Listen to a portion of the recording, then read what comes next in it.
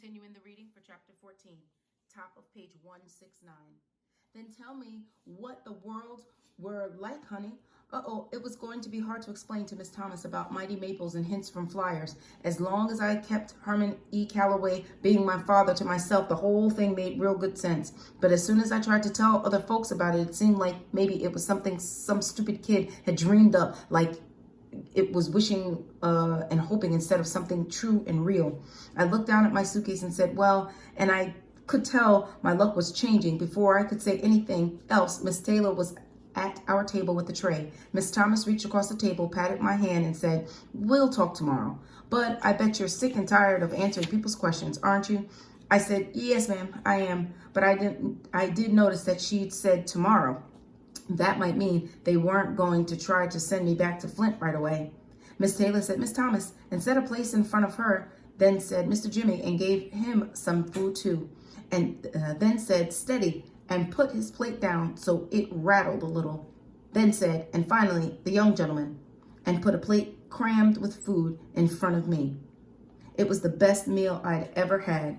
And when it was done, Miss Taylor bought me a dessert. She called it on the house. It was a piece of warm sweet potato pie with some white fluffy stuff called whipped cream swooped all over top of it. After I shoved the last crumbs of pie in my mouth and scraped up the last little dribbles of whipped cream, I looked around at the people at my table, and I couldn't help breaking out in a big smile.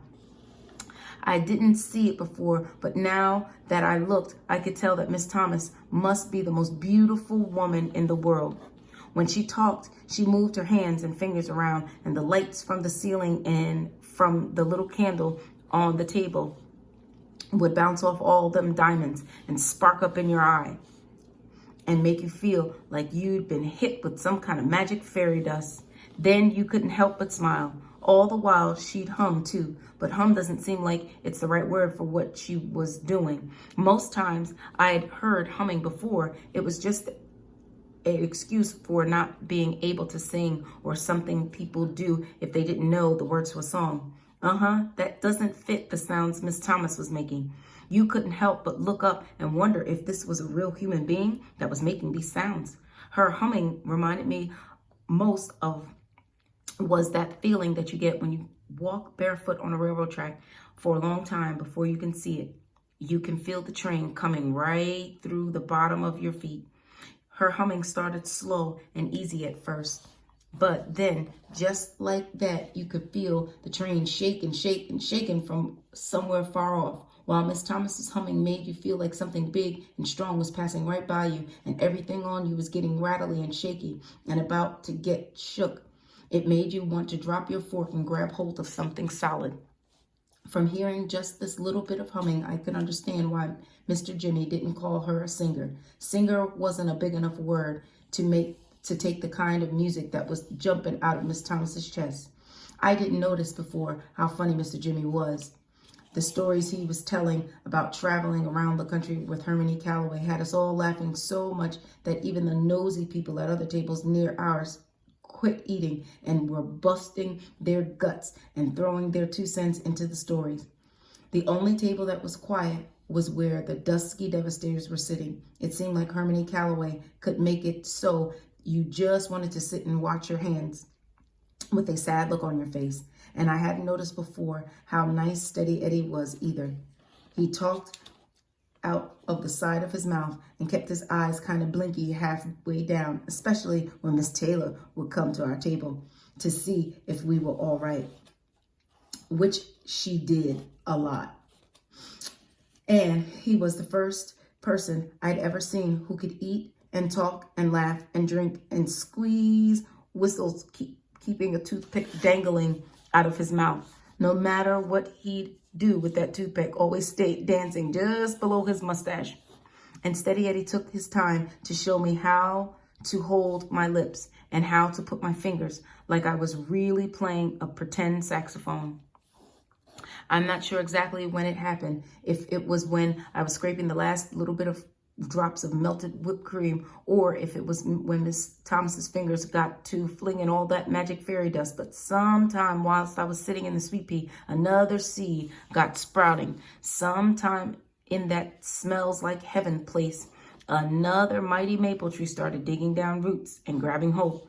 One second I was laughing my head off, and another second I was feeling very surprised because something hit me just as hard as Snaggletooth McNevin had smacked Hermione Calloway. All of a sudden, I knew that all the places in the world that I'd ever been in, this was the one. That all the people I'd ever met, these were the ones. This was where I was supposed to be. All the Hermione Calloway could kiss my sweet wrist if he thought he was going to scare me out of this. It was going to take more than a grouchy old bald-headed guy with a tremendous belly to run me off. I was smiling and laughing and busting my gut so much that I got carried away and some rusty old valve squeaked open in me, and then whoop, zoop, zoop, tears started jumping out of my eyes so hard that I could cover my face with the big red and white napkin that was on the table. I hadn't been this embarrassed since I woke up and found Mrs. Sleep looking at my legs. I could tell that everyone in the Sweet Pea had stopped laughing and talking and had started looking at me, but I still couldn't quit bawling. Mama used to tell me I'd only get one chance to make a first impression, and it looked like I was blowing it with the dusky devastators of the Depression. Shucks, finally, I had to put my face and my arms on top of the table and put the napkin over my head like it was a little blanket, try hard as I wanted, it didn't look like I was gonna get this doggone valve closed in time soon. I felt Mrs. Thomas's hand come up under the napkin and rub me real soft and slow back and forth over my head. She pulled me out of my chair into her lap and wrapped her arms around me and bounced me up and down on her knee. Dangy, I never have any kind of reputation with the band now. The only thing I could do was hang on to the napkin and try to make it so folks wouldn't notice how wet my face was.